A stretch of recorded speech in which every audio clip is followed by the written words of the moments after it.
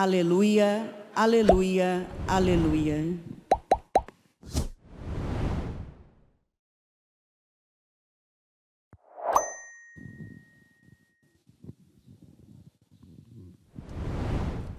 O Senhor esteja convosco.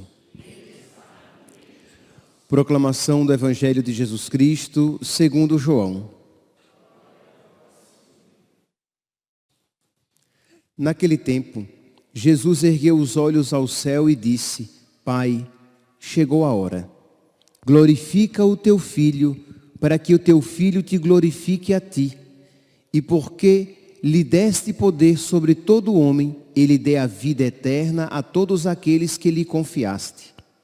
Ora, a vida eterna é esta, que eles te conheçam a ti, o único Deus verdadeiro, e àquele que tu enviaste, Jesus Cristo.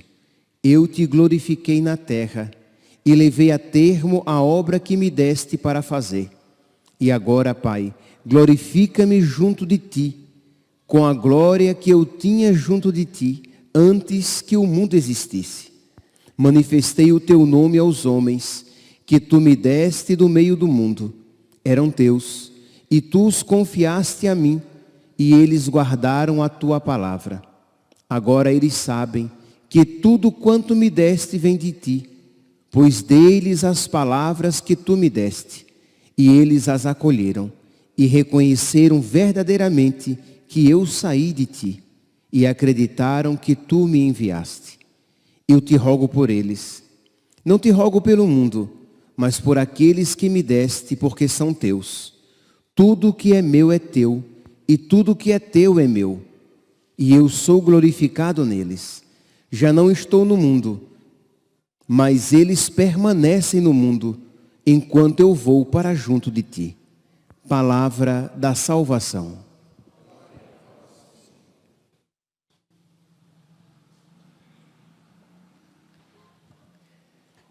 Caríssimos irmãos e irmãs, as duas leituras de hoje, a primeira leitura e o Evangelho, são dois discursos de despedida. Tanto a primeira leitura como o Evangelho. Jesus que se despede, por quê? Porque Jesus sabe que ele será preso, ele será crucificado e será morto. E São Paulo, que vai para Jerusalém, sabendo muito bem o que ali lhe espera. E ele diz aqui, Jesus, no Evangelho de hoje: Pai, chegou a hora, glorifica o teu Filho, para que o teu Filho te glorifique a ti. E como é que Jesus vai glorificar o Pai? Fazendo coisas extraordinárias? Não. Jesus vai glorificar o Pai na obediência, obedecendo até a morte à vontade do Pai. Não é assim que a gente canta na Sexta-feira Santa? Salve o Cristo obediente. Então Jesus que obedece.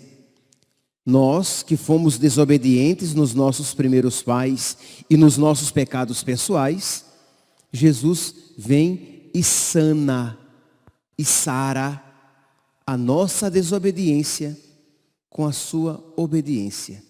O nosso desamor com o seu amor. E com isso, ele glorifica o Pai e o Pai o glorifica. Ele diz aqui no versículo 6: manifestei o teu nome aos homens, que tu me deste no meio de ti. Então ele anuncia, ele ensina tudo aquilo que o Pai mandou que ele ensinasse. Ele vive tudo aquilo que o Pai queria que ele vivesse, ele faz tudo aquilo que o Pai queria que ele fizesse, e ele ensina tudo aquilo que o Pai queria que ele ensinasse. Essa mesma atitude, este mesmo movimento espiritual de obediência, de fidelidade, de confiança na vontade de Deus, nós vemos em São Paulo. Obediência, fidelidade, confiança à vontade de Deus, confiança na bondade de Deus. Nós vemos em São Paulo nesta comovente leitura. São Paulo aqui, ele se reúne com os anciãos de Éfeso, com os presbíteros de Éfeso, e ele prepara a sua despedida. Diz aqui: servi ao Senhor com toda a humildade, com lágrimas e no meio das provações que sofri por causa das ciladas dos judeus. Sem triunfalismo, ele reconhece que foi fiel à vontade de Deus. Que maravilha, né, meus santos? Quem dera que nós também pudéssemos dizer algo semelhante. Sem orgulho, sem vaidade, sem triunfalismo, ele está dizendo, com outras palavras, aquilo que depois ele vai dizer: terminei minha corrida, combati o bom combate, terminei minha corrida, guardei a fé. Resta-me agora receber a coroa da glória. É o que ele está dizendo. Servi ao Senhor com toda a humildade, com lágrimas e no meio das provações que eu sofri por causa dos judeus. Nunca deixei de anunciar aquilo que pudesse ser de proveito para vós, nem de vos ensinar publicamente. Insisti com judeus e gregos para que se convertessem a Deus e acreditassem no Senhor Jesus. Então, São Paulo que prega a verdade, São Paulo que não procura vantagens para si, São Paulo que não esconde a verdade por medo. Ele é fiel, ele prega a verdade, ele não procura vantagens e ele não esconde a mensagem por medo de problemas. Isso é tão atual para todos nós. Isto é, pregar para agradar a Deus, não para agradar a plateia. Não procurar as suas vantagens e não esconder nada por causa de medo. Quantas vezes, para evitar problemas, isso não é apenas o padre não, tá? É verdade. O padre principalmente tem que estar atento a isso. Mas quantas vezes isso acontece no nosso dia a dia, isto é, deixamos de falar algo para não desagradar. Porque se eu disser isso, vai ser desagradável, vai criar um clima. Se eu falar isso, talvez eu perca alguns benefícios, eu vou perder a amizade dessa pessoa e eu tenho algum benefício com isso. Ou, se eu falar isso, eu terei problemas. Então você se cala, você fica omisso para evitar ter problemas. São Paulo não fez nada disso. E aqui, meus irmãos, diante disso, todos nós devemos nos perguntar: e eu? Como tem sido a minha postura? Como sacerdote? Como pai com os meus filhos? Com os meus amigos? No meu trabalho? Com os conhecidos? Será que eu tenho falado com caridade, mas falado a verdade? Será que eu tenho ensinado toda a verdade, mesmo que isso talvez me atraia algum problema? Ou eu tenho procurado os meus interesses? Pois bem, São Paulo então, ele tudo isso faz por amor e fidelidade a nosso Senhor.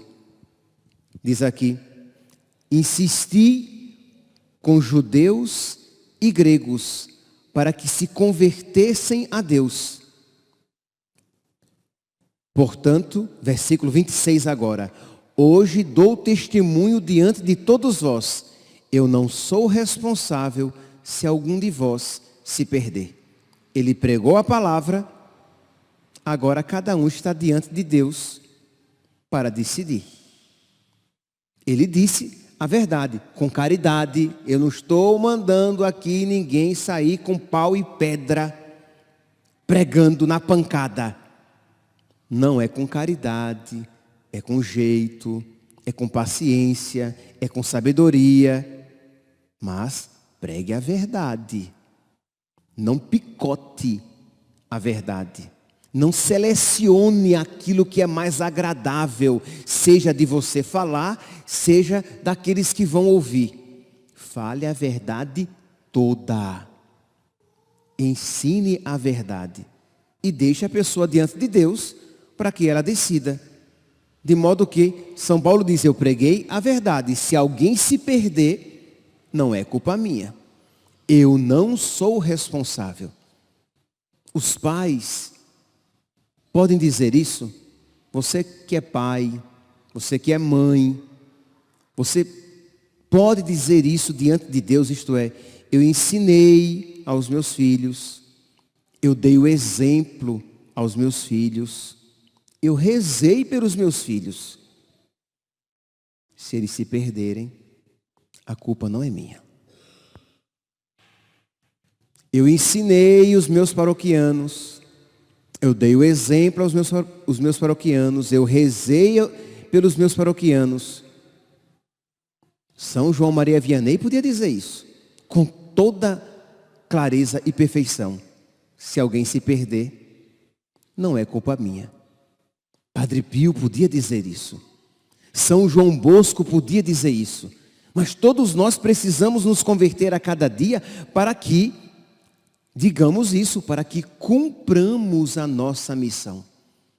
Jesus cumpre a sua missão fazendo a vontade do Pai. São Paulo cumpre a sua missão indo para Jerusalém, sabendo que muitas dificuldades o esperavam. E você? Você tem cumprido a sua missão? Você está cumprindo a sua missão? Todos nós, meus santos, todos nós temos uma missão. Não é apenas o padre que tem missão, que tem vocação. Todos nós fomos chamados. Se você nasceu, você tem uma vocação. Você foi chamado à vida com uma missão. Então procurar, sendo fiel a Deus, fazendo a vontade de Deus. Então, no seu dia a dia. E cada um tem uma missão que compreende várias outras missões, né? Então você é casado, mas você também é ministro extraordinário da comunhão, mas você é também catequista, você também pode ser pai, pode ser mãe.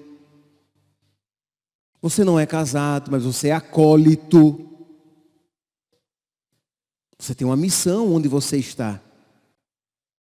Então que cada um aqui comece a se analisar e se perguntar: eu estou cumprindo a minha missão de modo que, se hoje for o dia da minha morte, eu posso, sem triunfalismo, dizer: eu estou preparado para me encontrar com o nosso Senhor. Se hoje for o dia da minha morte, eu estou preparado para me encontrar com aquele que é justiça e misericórdia. São Paulo, então, meus irmãos, usa aqui uma expressão que é poderosa. É quase chocante. Versículo 22, ele diz: agora, prisioneiro do Espírito Santo, vou para Jerusalém, sem saber o que aí me acontecerá. Sei apenas que de cidade em cidade o Espírito me adverte, dizendo que me aguardam cadeias e tribulações. Mas a minha vida não é preciosa aos meus olhos. Imagine, ele sabe que para onde está indo, ele vai ter problemas. Mas ele é prisioneiro do Espírito Santo. O que é que São Paulo quer dizer com prisioneiro do Espírito Santo? Que o Espírito Santo o coage, o obriga, o oprime a fazer a vontade de Deus? Não, não é isso.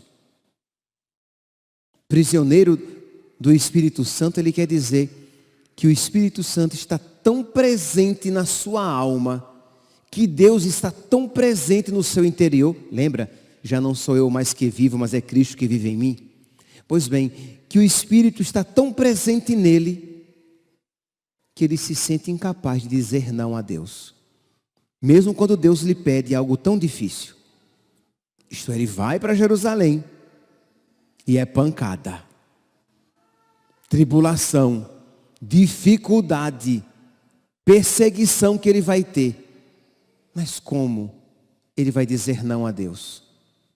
Lembra que nós falávamos, acho que ou foi ontem, quer dizer, ontem não, que ontem foi segunda, ou foi sábado, ou foi sexta, eu falava de São Policarpo, que ia ser queimado vivo, e todo mundo tentando dissuadi-lo.